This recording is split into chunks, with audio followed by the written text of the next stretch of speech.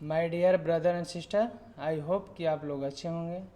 मैं आज आप लोगों को क्लास 10वीं की गोदली भाग 2 की काव्य खंड का पहला चैप्टर पढ़ाने जा रहा हूँ, जिसके लेखक गुरु नानक जी हैं।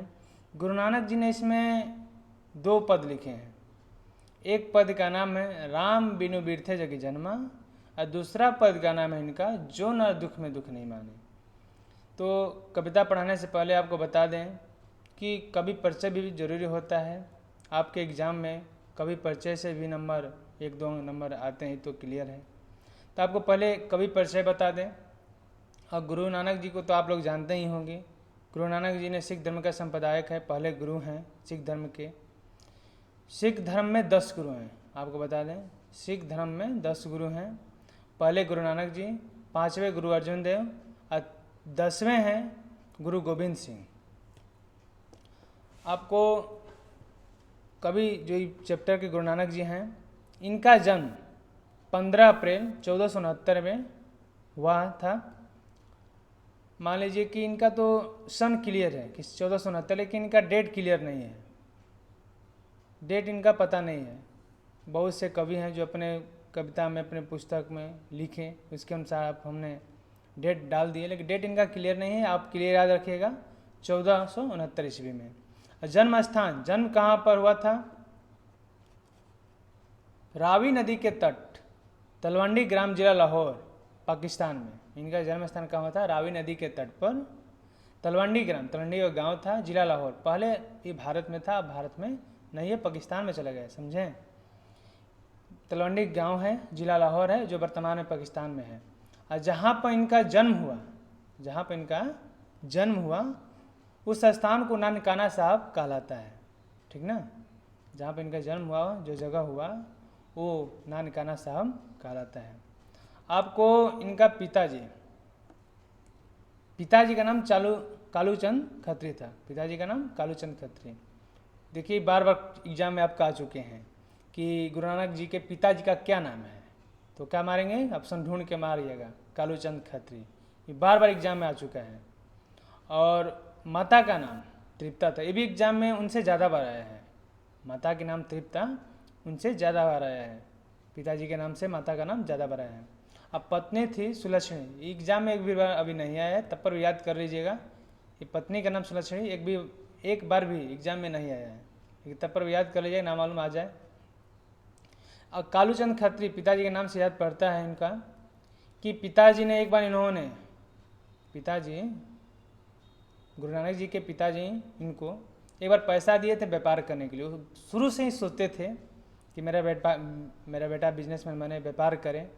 लेकिन एक बार जो इनके पिताजी थे कालूचंद खत्री ने पैसा दिया व्यापार करने के लिए, इन्होंने सबको भोजन खिला दिए फ्री में। तो शुरू से ही संसारिक मोह माया छोड़ के भक्ति में ही लीन थे। और जो इनकी कविता थी, कविता इनकी भाषा लिखने वाली थी, हिंदी और पंजाबी में थी। किस भाषा में लिखते थे ज़्यादा? हिंदी और पंजाबी में। इन्होंने मक्का मदीना तक यात्रा की है। कहाँ तक घूमे हैं? मक्का मदीना तक यात्रा घूमे हैं। याद रखिएगा कि गुरु नानक जी ने कहाँ तक घूमने गए हैं, तो मक्का मदीना तक यात्रा किए हैं। और मुग़ल सम्राट बाबर से भी इनकी भेंट हुई है। मुग़ल सम्राट बाबर को आप लोग जानते होंगे, उनसे भी इनकी भेंट हुई है। और जो मक्का मदीना है ना, सिख धर्म के लिए एक शुभ जगह माना जाता है, शुभ जगह है। देखिए, इससे आपका क्या क्या बनता है क्वेश्चन। पहला क्वेश्चन बनता है ऑब्जेक्टिव में, गुरु नानक जी का जन्म कब हुआ? तो 1469 ईस्वी में, याद रखिएगा। किस जगह पर हुआ? तो ग्राम तलवंडी, जिला लाहौर में हुआ था, जो वर्तमान में पाकिस्तान में है। अब तीसरा क्वेश्चन उठ सकता है कि जो गुरु नानक जी का जहाँ जन्म हुआ, उस स्थान का नाम क्या पड़ा? तो नानकाना साहब। याद रखिए, जहाँ पर उनका जन्म हुआ उस जगह का नाम नानकाना शाह पड़ा। और पिताजी का नाम कालूचंद खत्री बताए हैं अभी, माता का नाम तृप्ता, पत्नी का नाम सुलक्षणी। ठीक, इतना ऑब्जेक्टिव बनेगा। इसमें से आपको इस बार एग्जाम में पक्का है कि 2 क्वेश्चन आएगा। एक बार और याद नहीं, इन्होंने यात्रा कहाँ तक की है? मक्का मदीना तक यात्रा की है। कभी कभी क्वेश्चन आ जाता है, किस कवि से मुगल सम्राट बाबर से भेंट हुई? तो खोज के ऑप्शन मारिएगा बाबर को, गुरु नानक जी को। सॉरी, गलती हो गया। ऑप्शन क्वेश्चन आएगा आपका कि किस कवि ने मुगल सम्राट बाबर से भेंट हुई थी, मैंने किस कवि का? तो खोज के मारिएगा गुरु नानक जी का बाबर से भेंट हुई थी। और आप हम बता दें इनको, इन्होंने हिंदू धर्म और मुसलमान धर्म पर समान धार्मिक वासना बल दी है, दोनों धर्म को बराबर बल देते थे। और गुरु नानक जी निर्गुण भक्ति धारा के एक प्रमुख थे। किस धारा की? निर्गुण भक्ति धारा के। निर्गुण होता है, एक सगुण होता है। निर्गुण सगुण आप लोग जानते होंगे।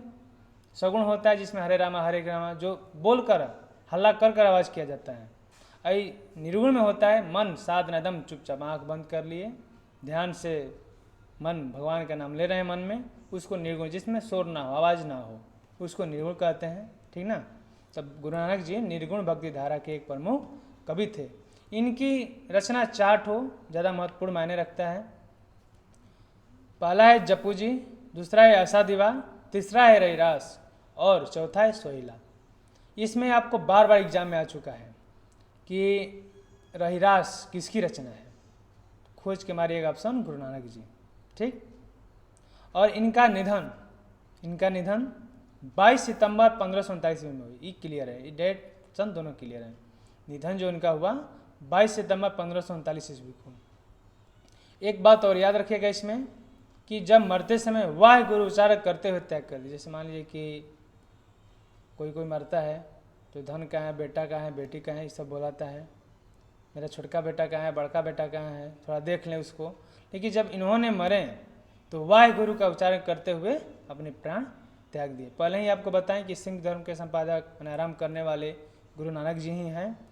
और इनकी जो रचना है, रचनाओं का संग्रह है, 5वें गुरु अर्जुन देव ने बताया था ना कि पहला गुरु गुरु नानक जी, 5वें गुरु अर्जुन देव सिंह और 10वें गुरु थे गुरु गोविंद सिंह।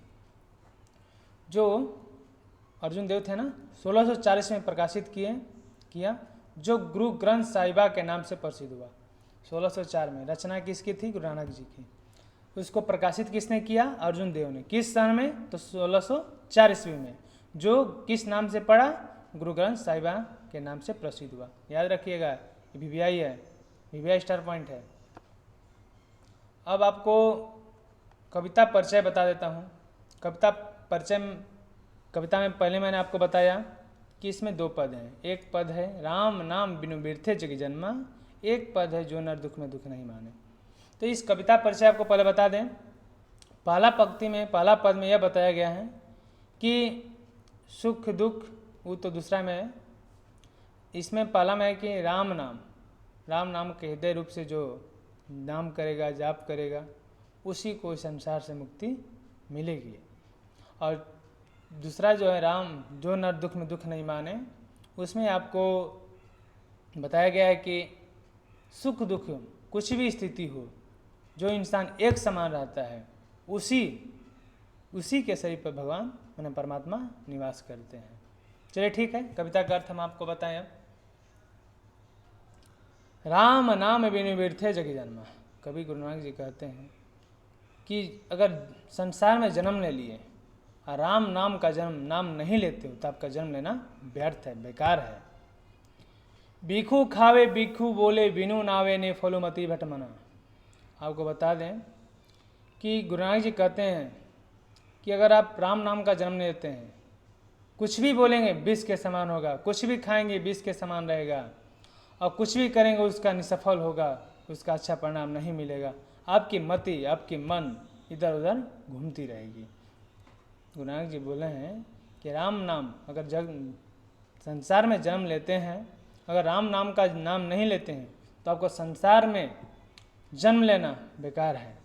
अगर एक बार आगे बोले हैं कि बीखू खावे बीखू बोले बिनु नावे नेफुल मरती भटना। अगर राम नाम का नाम नहीं लेते हैं, कुछ भी बोलेंगे विष के समान लगेगा, कुछ भी खाएंगे विष के समान लगेगा, कुछ भी करेंगे उसका निसफल रहेंगे, आपको अच्छा परिणाम नहीं मिलेगा, आपकी मति इधर उधर मन भटकती फिरेगी। ठीक, आगे देखिए। पुस्तक पाठ व्याकरण बखाने संध्या कर्म निकाले करें। पुस्तक कितनों पढ़ लीजिए, व्याकरण कितनों बखान लीजिए, संध्या कर्म मैंने शाम को गीता पढ़ ली, हनुमान चालीसा पढ़ लीजिए, आरती कर लीजिए। संध्या कर्म होता है ना, सांझ का पूजा वूजा करना, उसी को बोलते हैं। सांझ को आरती दिखा लीजिए, कुछ भी कर लीजिए, लेकिन जब तक आप राम का नाम सच्चे मन से अच्छे से नहीं लेंगे, तब तक सब करना बेकार है। आगे देखिए, बिन गुरु वश मुक्ति कहाँ प्राणी, नाम नाम बिनु अर्जी मरे। बिना गुरु माने बिना परमात्मा, बिना प्रभु की मुक्ति कहाँ है संसार से। प्राणी राम नाम बिनु अर्जी मरे, अगर राम नाम का नाम नहीं लेगा तो इसी पृथ्वी पर भड़कता फिरेगा, एक योनि से दूसरे योनि में जन्म लेगा, मरेगा, इसको संसार से मुक्ति नहीं मिलेगी। तो यही बोले कि जो व्यक्ति राम नाम का नाम नहीं लेगा उसको संसार से मुक्ति नहीं मिलेगी। इसी 84 लाख योनियाँ हैं, उसमें से उसी में जीते रहेगा, मरते रहेगा, संसार से मुक्ति नहीं मिलेगी। आगे बोल रहे हैं, दंड कमंडल शिखा सूत धोती तीर्थ गौनु अति भ्रमणु करे। डंडा ले लीजिए, हाथ में कमंडल ले लीजिए, चुन्नी बढ़ा लीजिए, सूत जनेऊ पहन लीजिए, धोती गेरुआ पहन लीजिए, तीर्थ कर लीजिए, मैं तीर्थ में वाराणसी घूम लीजिए, अमृतसर चल जाइए, कैलाश मंदिर चल जाइए, खूब घूम लीजिए, चारों ओर तीर्थ कर लीजिए, अति भ्रमणु करें। राम नाम बिनु शांति न आवे, जपि हरि नाम सु पारी पारे। कहीं भी आप दंड करना समझ रहे हैं ना, कि जैसे जोगी होते हैं, कोई दिखावा होता है, सबको नहीं बोल रहे हैं, सब वैसे में नहीं होता है। दंड कमंडल शिखा सूत धोती तीर्थ गौनु अति भ्रमणु, राम नाम बिनु शांति न आवे, जपि हरि हरि नाम सु पारी पारे। मैंने दंड कमंडल ले लें, शिखा बढ़ा लें, मैं चुन्नी बढ़ा लें, जनेऊ पहन लें, धोती पहन लें, तीर्थ कर लें, बहुत जगह तीर्थ घूम लें, लेकिन जब तक राम नाम का नाम अच्छे से जाप नहीं करेंगे, मन से शांति से भगवान को नहीं याद करेंगे, तब तक कुछ फायदा नहीं आएगा, कितनों आप कर लीजिए। फिर बोलें कि राम नाम बिनु शांति, राम नाम के जाप नाम लेंगे तभी आपको शांति आवेगी। अगर राम नाम का नाम नहीं लेते हैं तो आपको शांति नहीं आवेगा। जपि हरि हरि नाम सु परि परे, जपि हरि हरि नाम सु पारी परे। जप लीजिए नाम का, हरि का, सब सुख मिल जाएगा, सब शांति हो जाएगा। आगे बोल रहे हैं गुरु नानक जी, जटा मुकुट तनम भसम लगाई, वसन छिड़ी तन मगन भाया। बोले कि जटा बढ़ा लीजिए, तन में भसम लगा लीजिए। ये सब कर्मकांड विडम्बना की बात करते हैं। जटा मुकुट तनम भसम लगाई, वसन छोड़ी तन नग्न भाया। वसन छोड़ी तो समझ रहे होंगे, नगा बाबा जानते होंगे, नग जो नग्न रहते हैं, नगा बाबा। बोल रहे हैं गुरु नानक जी कि जटा बढ़ा लीजिए, मुकुट सर पर लगा लीजिए, देह में भस्म राख लगा लीजिए, वसन छोड़ दीजिए। ये सब तो भगवान नहीं बोलते हैं आपको करने के लिए। ये सब करने से कोई फायदा नहीं है, ये सब बवंडर है। गुरु नानक जी इसको हम नहीं बोले, गुरु नानक जी का कहना है कि मैंने भस्म लगा लीजिए, मुकुट बढ़ा लीजिए, नगा बाबा बन जाइए, इससे कोई फायदा नहीं। जब तक राम का नाम नहीं लेंगे आपको सब करना बेकार है, समझे। जे ते जिया जंत थल महियल तत्र जत तू सरब जिया। अगर तुम ऐसे करते हैं, राम नाम का जाप नहीं करते हैं, तो जल में थल में इतना महियल बड़ा संसार है, इसी में तू इधर उधर जीता फिर जाएगा, आपको संसार से मुक्ति नहीं मिलेंगे। जेते जियल जंत थल महियल जत्र तत्व तू सरब जिया। बोले ना, जंत जल, जल में, जंत में जीव जंतु, जी माने जीना, थल माने पृथ्वी हो गया, जल माने जल में। तो इसी में आप अगर अच्छे मन से राम नाम का जाप नहीं लेते हैं तब वो संसार से मुक्ति नहीं मिलेगी, इसी में इधर उधर भड़कते फिरेंगे, जीते रहेंगे। गुरु प्रसादी रख ले जन कोई, हर्यस नानक झोली पिया। गुरु का प्रसाद नानक ने पी लिया है कि ताकि संसार से मुक्ति मिल सके। गुरु नानक जी अपने आप को कहते हैं, गुरु प्रसादी रख ले जन कोई, हर्यस नानक झोली पिया। गुरु का प्रसाद कोई रखे या ना रखे, गुरु नानक ने रख लिया है, क्योंकि संसार से मुक्ति उनको मिल जाए। अब आगे दूसरा इनका पद था, जो नर दुख में दुख नहीं माने। मैंने कहा नाम है गुरु जी, गुरु नानक जी का, कि जो व्यक्ति दुख में दुख नहीं माने, ठीक, जो नर दुख में दुख नहीं माने। मैंने कहने का मतलब है दुख भी हो सुख भी हो, हमेशा वो का हो, एक समान रहे, उसी का बात यहाँ पर गुरु नानक जी करेंगे। जो नर दुख में दुख नहीं माने, सुख सने अरु भय नहीं जाके कंचन माटी जाने। सुख हो, स्नेह हो, चाहे डर हो, उससे कोई फर्क नहीं, हर स्थिति में का हो, समान हो। कंचन, कंचन मैंने सोना, सोना को भी माटी जाने, सोना की भी तुलना वो माटी से कर दे, सब उसके लिए। जैसे मान लीजिए कि एक फकीर है, फकीर सोया रोड पर, आप भी कहीं रात को जाते होंगे, डरते होंगे, मेरे पास मोबाइल है, उसमें बैंक बैलेंस है, मेरा ये है, तो और कुछ है, भूल जाएगा। फकीर है, वो सो गए, उसे क्या कुछ डर नहीं। सोया है तो क्या उसके पास है, क्या कोई ले जाएगा, कोई डर नहीं। हमें आपको डर है। तो उसी में बोल रहे हैं कि सुख सने अरु भय नहीं जाके कंचन माटी जाने। मैंने सुख भी हो, सने भी, मैंने प्रेम हो न डर हो, सब स्थिति में एक समान हो। और सोना को भी माटी जाने, नहीं निंदा नहीं स्तुति जाके। कोई इसका निंदा भी करे तो उसे कोई मतलब नहीं, कोई इसका स्तुति भी करे, बड़ाई भी करे तो उसे कोई घमंड नहीं। लोभ मोह अभिमान, लोभ न उसे मोह, कुछ का भी अभिमान न, किसी चीज़ का भी घमंड नहीं हो। लोभ, मैं सुन लीजिए, सुख स्नेह अरु भय नहीं जाके कंचन माटी जाने, नहीं निंदा नहीं स्तुति जाके। लोभ मोह अभिमान, हरस शोकते रहे नियारो नहीं अपमान। आशा मानसा सकल त्यागी जगते रहे निराशा। काम क्रोध जहीं पर से नहीं तहीं घट ब्रह्मा निवास। ब्रह्मा होता है परमात्मा भगवान। सुन लीजिए, जो बोले हैं कभी गुरु नानक जी कि जो नर दुख में दुख नहीं माने, माने जो दुख हो सुख हो, कोई भी स्थिति हो वो एक समान हो के, उसे सुख हो चाहे प्रेम हो न डर हो, माने किसी का उसे परवाह न हो।